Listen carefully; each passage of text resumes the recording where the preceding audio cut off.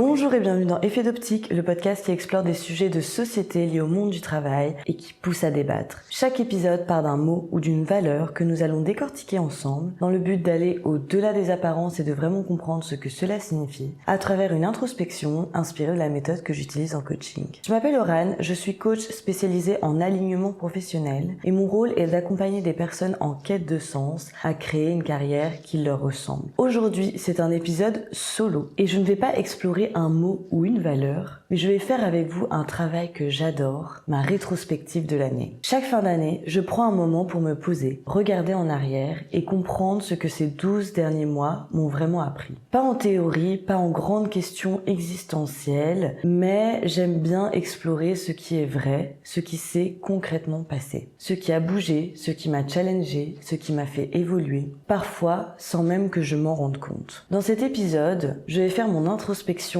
en direct avec vous afin de vous partager ce qui m'a porté cette année, ce qui m'a bousculé, ce que j'ai laissé derrière moi et ce que j'emporte pour la suite.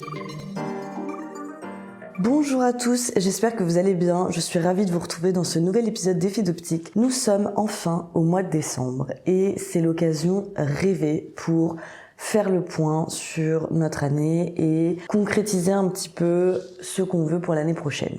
C'est vrai que c'est la période de l'année que j'adore parce que c'est le moment où je me pose des questions, où je prends du recul sur ce qui s'est passé cette année, où je prends le temps de regarder ce que j'ai accompli. Et ça, c'est hyper important parce que j'avoue que c'est une étape que je fais pas trop le restant de l'année, pour être très honnête avec vous. J'avoue que c'est hyper important de regarder ce qu'on a accompli, de regarder ce qu'on a fait, de prendre conscience de tout ça et aussi d'être reconnaissant.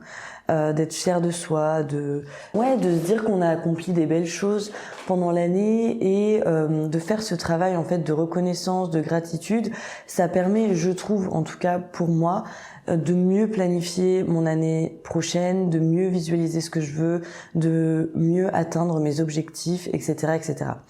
Donc, ce que je vais faire, et d'ailleurs si vous avez envie de le faire en même temps que moi, vous pouvez le faire aussi, vous pouvez le réaliser également. Je vais prendre une page sur Canva. Alors moi j'utilise Canva, mais vous pouvez utiliser une feuille ou peu importe ce que vous avez à proximité. Moi je vais utiliser Canva et je vais tout simplement faire ma rétrospective sur Canva directement. Donc je vais le faire en même temps que vous. Franchement j'ai hâte, mais en même temps j'ai un petit peu peur de ce qui va se passer avec vous. Ok.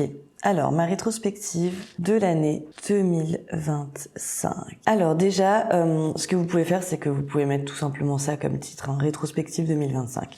Moi, j'aime bien le diviser en 3 cases. Donc, une première case, donc une première colonne, c'est mes accomplissements cette année. Donc là, je vais lister en fait tout ce que j'ai pu accomplir cette année. On va le faire ensemble. Mais vous pouvez déjà diviser la page en 3 colonnes. Mes accomplissements cette année, ceux qui s'est moins bien passé et ce que j'ai envie de faire évoluer. Qu'est-ce que j'ai accompli en 2025 ? Honnêtement, j'ai accompli énormément de choses, même si au fond de moi j'avais pas l'impression d'avoir forcément accompli plein de choses. Vous savez, moi je suis quelqu'un qui me flagelle beaucoup et c'est vrai que j'ai tendance à penser que j'ai pas forcément bien fait, que j'aurais pu faire mieux, etc. Et j'ai du mal en fait à me poser et à me dire ok, qu'est-ce que j'ai accompli cette année ? C'est pour ça que j'adore cet exercice. Premièrement, alors je l'avais déjà lancé fin 2024, mais en 2025, j'ai continué mon podcast. Et ça, c'est un truc un peu nouveau pour moi, c'est que d'habitude, j'ai plein de projets que je commence, mais que je ne finis pas ou dont je me lasse assez rapidement, etc. Là, j'avoue que cette année, j'ai vraiment continuer mon podcast et j'ai fait en sorte que j'ai jamais lâché en fait. Chaque semaine, j'ai sorti un épisode de podcast. Il y a que quelques semaines pendant l'été où là j'ai passé des rediffusions et encore ça a pas été très long, mais c'est vrai que chaque semaine j'ai sorti un épisode de podcast. Donc je vais mettre que chaque semaine j'ai sorti un épisode de podcast. J'ai sorti un épisode. Par le biais de ça, du coup, j'ai rencontré des personnes incroyables. J'ai rencontré de nouvelles personnes, de nouveaux invités, de potentielles collaborations aussi. Qu'est-ce que j'ai accompli d'autre cette année ? C'est dur, je vous jure que c'est un exercice qui est hyper dur pour moi. Ah oui, j'ai paru dans des magazines. J'avoue que c'était une première pour moi, j'ai paru dans 2 magazines, le Elle Belgique et le Marie-Claire. Et c'est vrai que ça, c'est un peu un accomplissement parce que si j'avais pas été aussi constante sur mon podcast, si j'avais pas été aussi constante sur la réalisation de ma page Instagram, etc., je pense que j'aurais pas forcément eu ces opportunités parce que ils repèrent vraiment les gens grâce à ça. Donc franchement, j'ai paru dans 2 magazines. Je peux mettre ça. j'ai vraiment travaillé ma communication et mon image de marque cette année. Vraiment, je me suis je trouve, professionnalisée sur tout ce qui est réseaux sociaux. Je me suis vraiment professionnalisée dans mon image de marque.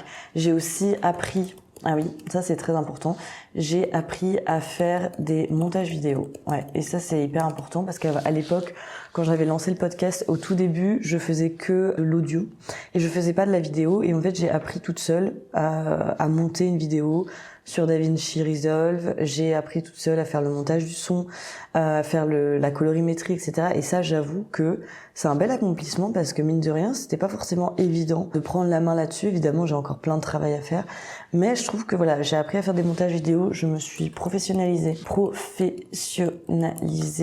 dans la réalisation de mon podcast, dans la mise en mouvement de mes réseaux sociaux. Donc ça, c'est plutôt au niveau de mon podcast. J'avoue qu'au niveau du coaching, qu'est-ce que j'ai réalisé ? J'avoue que j'ai quand même, au début de l'année, j'ai eu pas mal de clientes en fait au début de l'année. J'ai quand même eu pas mal de bons retours surtout. J'ai eu des beaux parcours de vie qui se sont lancés après les coachings. Donc ça, je vais marquer. J'ai coaché des personnes qui ont eu des beaux parcours de vie, des beaux résultats. Donc je vais mettre quelques exemples. Alors, moi, je vais pas vous dire les noms, mais je vais mettre quelques exemples entre parenthèses. J'ai pas coaché non plus énormément de personnes, mais c'est vrai que le peu de personnes que j'ai coachées cette année, elles ont, je dis elles parce que c'était toutes des femmes, elles ont pratiquement toutes trouvé un emploi après et elles ont eu des beaux parcours professionnels par la suite et elles ont vachement évolué professionnellement, donc je suis vraiment contente de ça. J'avoue que c'est un bel accomplissement. C'est vrai que je prends pas assez de recul là-dessus.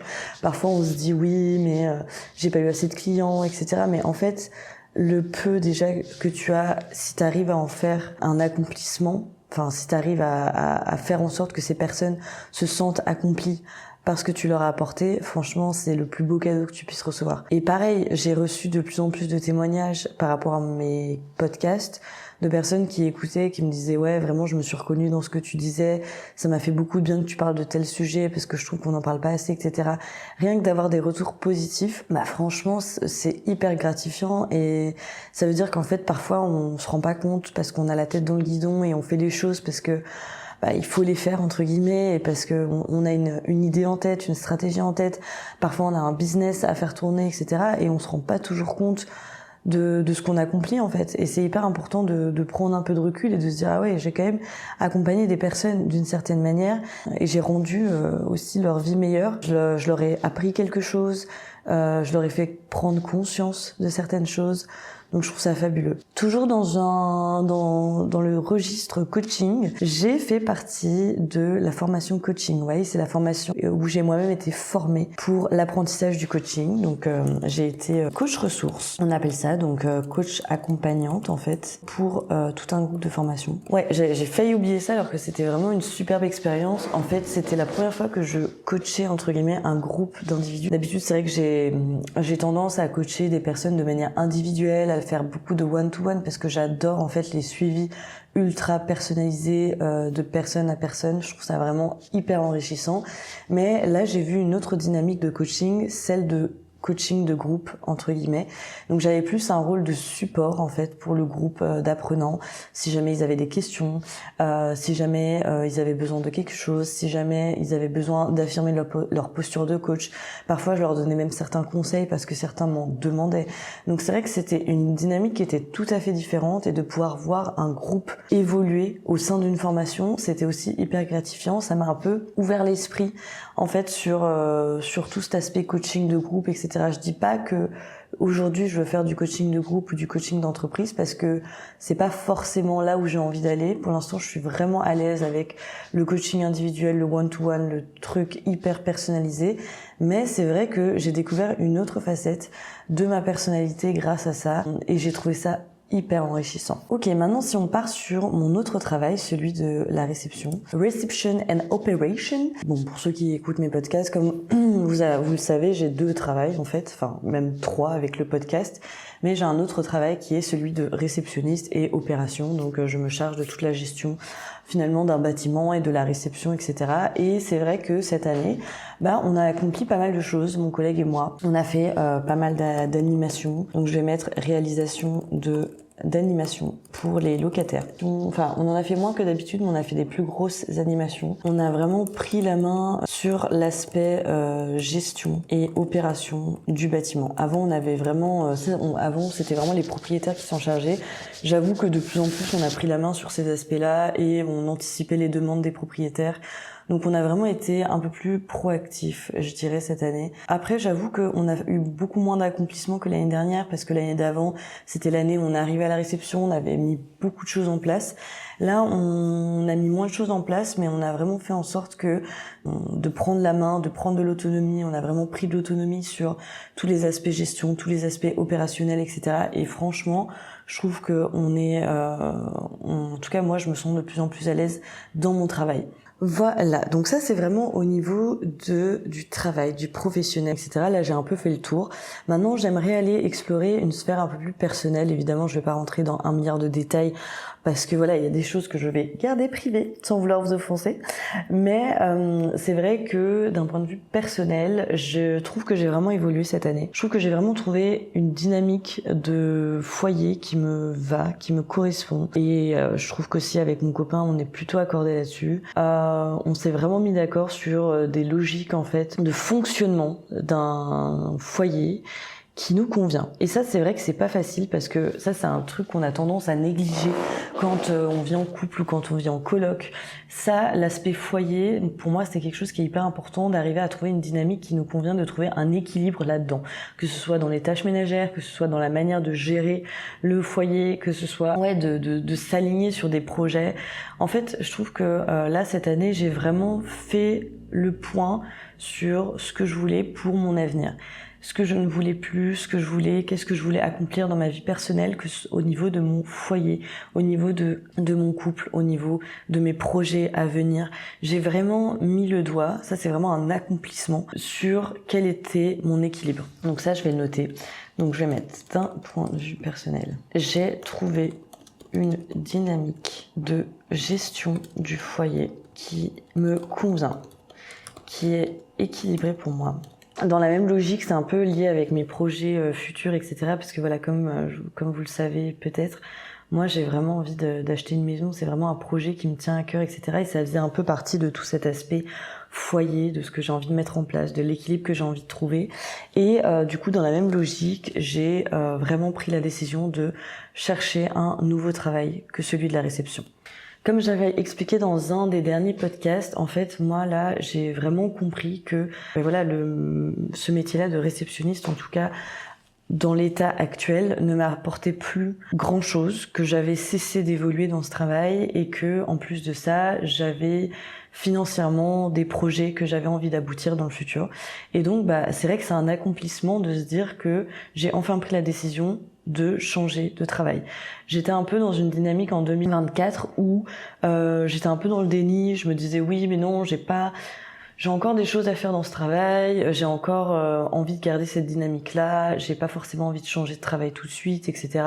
Là, cette année, en 2025, j'ai vraiment pris conscience que voilà, il fallait mettre des actions sur mes envies, et mes envies, je les ai dessinées, elles sont concrètes. J'ai vraiment envie d'acheter, j'ai vraiment envie d'avancer dans ma vie personnelle, et donc pour ça, ça passait aussi par le changement de ce travail-là, et donc le fait de mettre un doigt dessus, c'est pour moi un énorme accomplissement, parce que du coup j'ai réussi à mettre des choses en place, j'ai passé des entretiens, j'ai postulé à des emplois, et ça pour moi c'est vraiment une avancée, et j'espère que du coup 2026 pourra être florissant, je vais dire ça comme ça, à ce niveau-là, et puisse me permettre de trouver justement ce travail-là et d'avancer dans cette vie personnelle, dans ces projets futurs.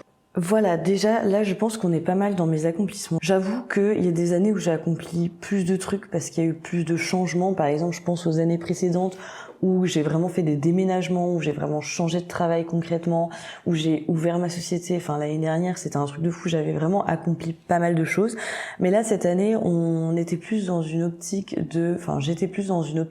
d'affiner les changements énormes que j'avais réalisés l'année d'avant. J'ai vraiment mis en place des stratégies dans ma tête, j'ai vraiment fait en sorte de m'ancrer dans une nouvelle réalité, et de pouvoir vraiment affiner mes objectifs futurs. Donc je suis assez contente malgré tout parce que même si j'avais pas l'impression d'avoir accompli grand chose, je trouve qu'en faisant le point, j'ai quand même accompli de belles choses et en tout cas j'ai vraiment... En fait parfois on a l'impression qu'on n'a rien accompli, une fois de plus, hein, ça c'est comme je vous ai dit en intro, etc. Mais le truc c'est que c'est pas qu'on n'a rien accompli, c'est que on a une vision de l'accomplissement qui est, il faut des résultats concrets, il faut des chiffres, il faut des gros changements, il faut des résultats tangibles pour avoir l'impression d'avoir accompli quelque chose. Mais parfois l'accomplissement ça passe aussi par des choses complètement bateaux, comme avoir affiné une stratégie, comme avoir, avoir conservé certains comportements qui étaient bénéfiques dans le passé. C'est aussi un accomplissement, même si on n'en a pas l'impression. Un accomplissement, c'est aussi tout simplement continuer à faire des choses qui fonctionnent, à prendre des décisions même si on n'a pas encore acté la décision. C'est-à-dire là, par exemple, ma décision, c'est je veux arrêter la réception et changer de travail. Même si ce n'est pas encore fait, même si c'est pas encore concret, même si j'ai pas encore ce travail-là, déjà, rien que de prendre cette décision-là, c'est déjà un accomplissement. C'est déjà une grosse étape mentalement. Donc, je trouve que, ok, il n'y a pas eu de choses pour l'instant hyper tangibles, mais d'un point de vue général, je trouve qu'il y a quand même des choses intéressantes. Je trouve que j'ai quand même pris des décisions. Il y a quand même eu des choses qui se sont affinées, etc. Donc, je suis plutôt fière de moi. Bon, maintenant, on va passer dans la case ce qui s'est moins bien passé. Alors, je dis ce qui s'est moins bien passé, c'est dans le sens, c'est pas forcément un accomplissement, c'est quelque chose que j'ai peut-être voulu accomplir, mais qui n'a pas forcément fonctionné comme je voulais. Voilà, le but ici, c'est pas de se flageller, c'est pas de dire ouais, ça s'est mal passé, j'ai été nulle, ça n'a pas marché, ça n'a pas marché. Non, là c'est pas le but, vous allez voir, le but c'est de vraiment, voilà, on avait des attentes, concrètement dans la réalité ça s'est passé un peu différemment.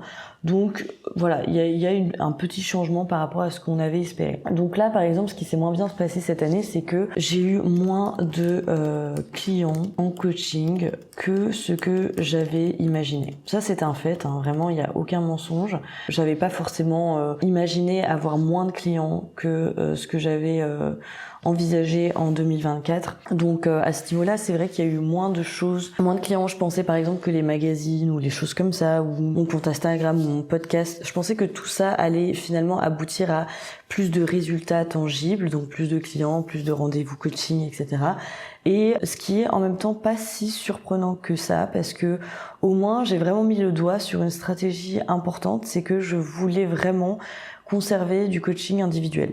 Franchement, j'ai pensé plusieurs fois cette année à rebasculer, changer de stratégie, me dire est-ce que je partirais pas plus sur du coaching d'entreprise, parce que bah voilà, hein, c'est des plus gros contrats et voilà, c'est aussi intéressant parce que ça reste du coaching.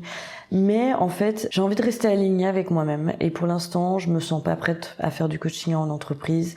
Je me sens vraiment bien à l'idée de faire du coaching individuel et même si j'ai moins de clients, j'avoue que les coachings sont vraiment hyper intenses. Ils sont tellement personnalisés qu'ils sont hyper intenses. J'avoue que j'ai une relation du coup assez privilégiée avec mes coachés qui me plaît finalement, que j'ai pas envie de négliger. Et donc même si j'ai pas forcément eu beaucoup de résultats, le peu de résultats que j'ai eu, c'était vraiment des personnes qui sont ressorties de mes coachings avec un travail. Et rien que ça, j'ai trouvé ça incroyable. C'est plus tangible pour l'instant pour moi que du coaching d'entreprise, pour être honnête. Et du coup, je trouve que voilà, même si c'est pas forcément un accomplissement, que j'ai eu moins de coaching cette année, mais je trouve que le peu que j'ai eu, ça reste du qualitatif et ça a permis aussi d'affiner mon alignement en fait dans ce travail-là. Donc en vrai, c'est moins passé, mais ça reste quand même un bel accomplissement. Qu'est-ce qui s'est moins bien passé aussi? J'ai eu pas mal de soucis, on va dire, financiers. Donc ça fait quelques années déjà que quand tu fais un changement, enfin que je traverse une transition professionnelle et comme vous pouvez vous l'imaginer, dans une transition professionnelle, on doit souvent mettre beaucoup d'argent, mais on n'a pas beaucoup de retour. Et ça, c'est vrai que d'un point de vue d'un aspect financier, c'est pas toujours évident. Donc c'est vrai qu'à ce niveau-là, voilà, je m'attendais à avoir un peu plus de retour cette année par rapport à tout ce que j'avais investi les autres années, mais en plus, les autres années, il y avait eu des déménagements, des choses comme ça qui coûtent très cher. Donc c'est vrai qu'à ce niveau-là, je m'attendais à avoir un peu plus de retour et au final, ça n'a pas forcément été le cas. Alors, je vais pas me plaindre parce que j'ai eu des périodes qui sont beaucoup plus compliquées que cette année. Et je vais pas me plaindre parce que je ne suis pas la seule non plus. Enfin voilà, en parlant avec beaucoup de gens autour de moi, voilà, on est dans une crise. Il y a beaucoup de gens qui ont été dans le même cas. Lancer son entreprise, son activité, c'est pas évident non plus d'un point de vue financier. Donc, en réalité, voilà. Ça s'est moins bien passé que ce que j'imaginais, mais en même temps, j'imaginais pas non plus que ça allait se passer du feu de Dieu. Donc voilà, c'est une mini déception, il y a que du plus chaque année.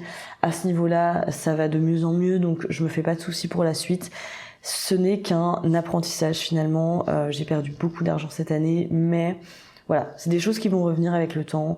Je me fais pas de soucis, l'argent ça va, ça vient. Vous le savez, je suis la première à être au courant de ça parce que j'ai eu des périodes où j'ai eu beaucoup et des périodes où j'ai eu beaucoup moins et où ça a été très compliqué. Donc je sais très bien que l'argent ça va, ça vient.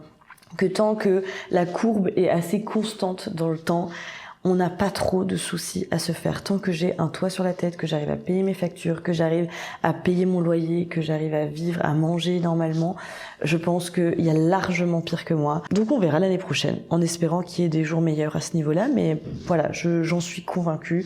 Voilà, donc qu'est-ce qui s'est moins bien passé aussi? C'est vrai que j'ai eu quelques collaborations cette année qui ne se sont pas forcément concrétisé. Voilà, j'ai discuté avec certaines personnes, on avait convenu de faire des collaborations, ça s'est pas forcément fait. Après, c'est pas plus mal parce que maintenant, une fois de plus, ça m'a donné des leçons sur ce que je voulais, sur ce que je ne voulais pas en termes de collaboration.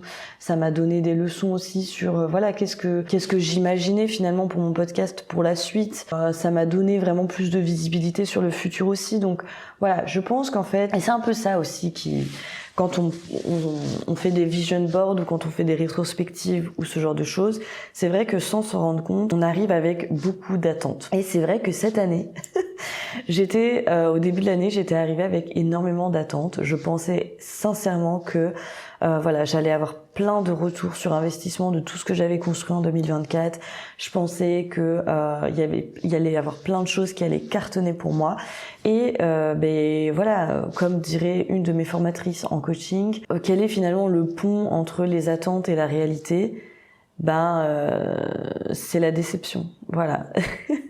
C'est la déception. C'est vrai que à force d'avoir trop d'attentes, on est toujours déçu. Et ça, c'est une bonne leçon pour l'année prochaine que j'ai envie de me noter. Ça ne sert à rien finalement d'avoir des attentes. Il faut visualiser certaines choses, c'est important. Il faut mettre des objectifs en place, c'est important. Il faut mettre en place aussi certaines actions. C'est important, mais ça sert à rien d'avoir des attentes très concrètes de ce qu'on veut parce que très souvent ça ne se passe pas comme on veut. Donc vous allez voir, on fera un épisode aussi sur le vision board, comment créer un vision board pour l'année prochaine et là-dedans je vous montrerai comment se fixer des objectifs qui soient concrets, cohérents, etc.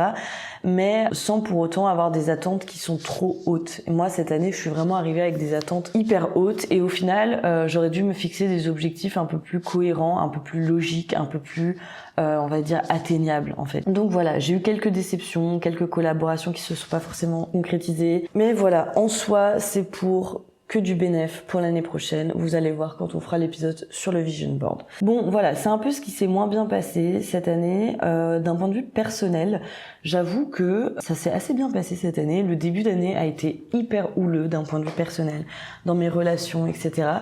Mais au fur et à mesure de l'année, ça s'est vraiment amélioré, mais là, genre considérablement. J'ai vraiment appris à communiquer mes besoins, voilà, à mettre des mots sur des ressentis, des envies, des besoins, des objectifs que je voulais mettre en œuvre, etc. Et du coup, au final, ça a vraiment amélioré ma dynamique dans mes relations. Ça s'est très bien passé, même au niveau de ma famille. Franchement, c'est une année assez positive au niveau de mes relations, même au niveau avec mes amis, etc. On s'est revus, on a fait des vacances ensemble. Donc non, franchement, je suis assez contente, j'ai vraiment pas à me plaindre là-dessus. Voilà, donc maintenant on arrive dans une des cases les plus importantes et vous verrez, ce sera la petite transition pour aller vers le vision board qui sera l'épisode prochain. La case suivante, c'est ce que j'ai envie de faire évoluer pour l'année prochaine. Et ça, c'est intéressant parce que je pense que c'est la case la plus dure à mettre en œuvre. Donc qu'est-ce que j'ai envie de faire évoluer l'année prochaine? Je pense que déjà, premièrement, j'ai envie de conserver ma constance. J'ai envie de conserver ma constance au niveau de mon podcast, des épisodes que j'ai envie de sortir. J'ai envie de vous proposer des choses un peu plus qui ressemblent à ma personnalité, comme des épisodes que je fais maintenant, par exemple. J'ai envie de vous proposer des épisodes qui me ressemblent, des choses de rentrer un peu plus dans le vif du sujet, voilà, sur le podcast, d'aborder des thèmes un peu plus poignants, de faire un peu plus de prévention aussi. C'est vrai que cette année, la leçon que je pourrais en tirer de manière générale, c'est que en fait, je me suis beaucoup adaptée aux gens cette année, que ce soit pour le podcast, que ce soit pour mes réseaux sociaux, que ce soit pour le coaching, que ce soit pour la réception, etc. En fait, cette année, j'ai l'impression que je me suis beaucoup adaptée aux gens, à leurs envies, à leurs suggestions, à voilà leurs attentes, etc. Et en fait, je vous avoue que du coup, j'ai un peu perdu de mon alignement. Et c'est un peu tout paradoxal, hein, parce que je répète à longueur de journée que l'alignement, c'est important pour se sentir en phase avec ses valeurs dans un travail, dans une carrière, etc. Et c'est vrai que cette année, j'ai un peu perdu de mon alignement parce que je me suis conformée à ce qu'on voulait de moi, d'une certaine manière. Et l'année prochaine, j'ai pas du tout envie de réitérer ça. J'ai vraiment envie d'être à 100% alignée avec moi-même, avec mes valeurs, et de vous proposer du contenu qui me ressemble. Donc je vous le dis très sincèrement, l'année prochaine, il n'y aura pas forcément énormément d'épisodes avec des invités. Je vais moi-même choisir mes invités avec beaucoup d'attention. Je vais vraiment faire en sorte que les sujets, ce soit moi qui les choisisse.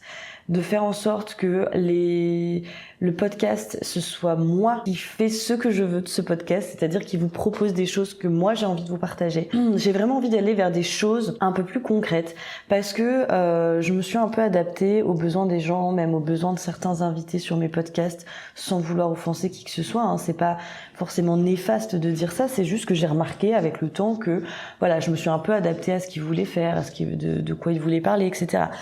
Et en même temps, c'est bien parce que je laisse la voix aussi aux gens de s'exprimer, mais j'ai aussi envie, moi, de choisir des sujets. Parce que j'ai envie de vous proposer des sujets qui sont un peu plus dans l'ordre de la prévention, qui sont un peu plus trash, un peu plus... voilà, qui représentent en fait concrètement ce qui se passe dans le monde du travail.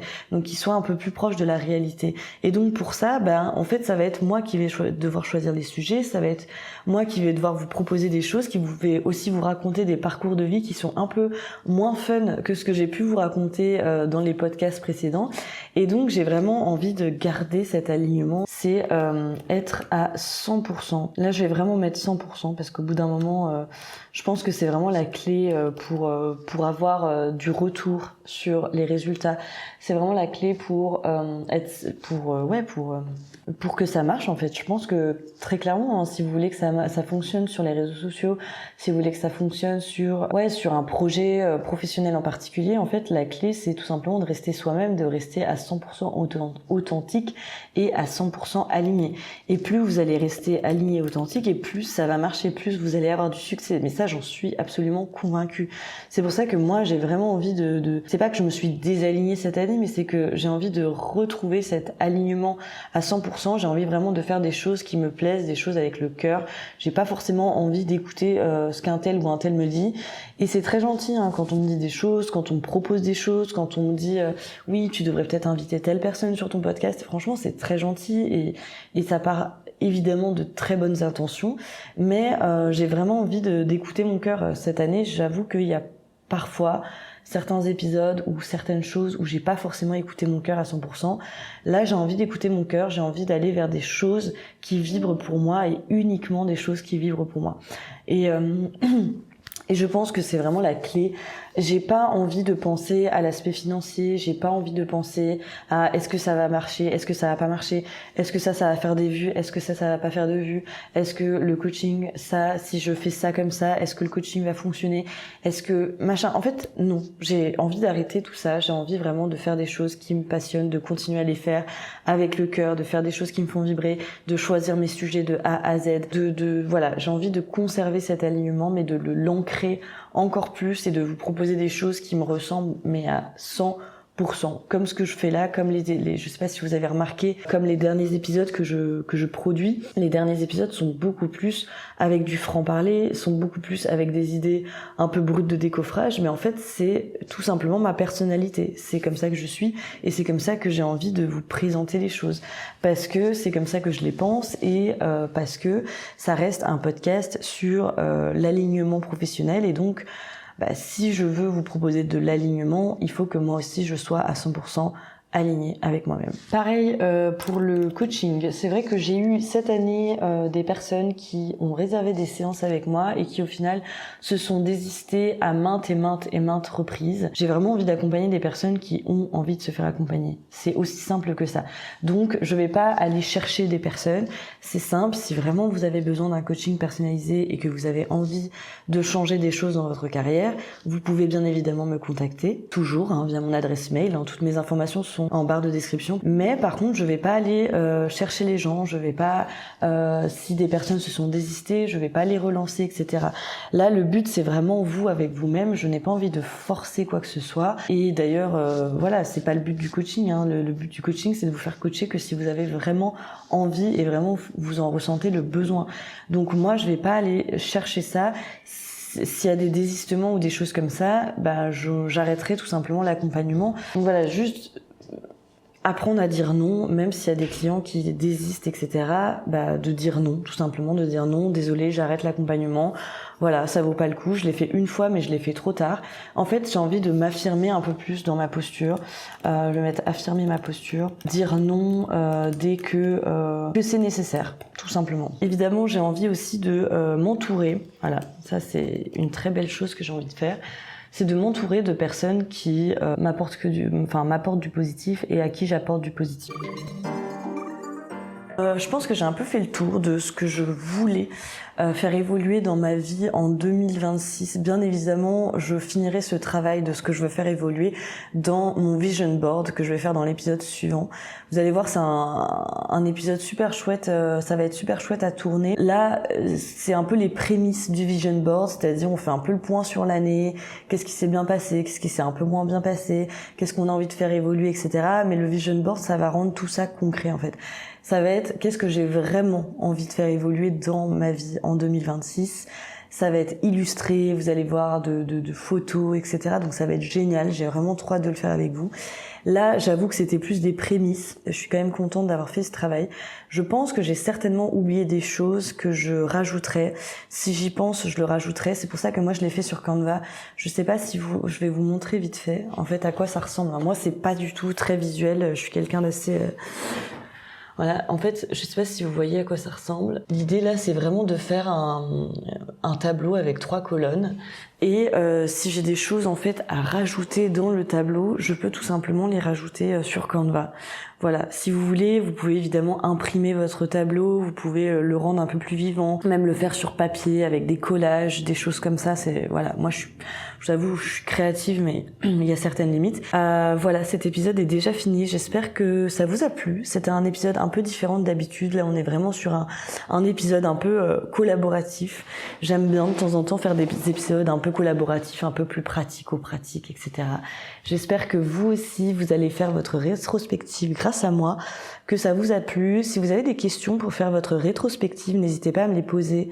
N'hésitez pas à me contacter par email, bien évidemment, si vous voulez un coaching personnalisé pour réaliser soit votre rétrospective de l'année, soit votre vision board pour l'année 2026, soit les deux, bien évidemment.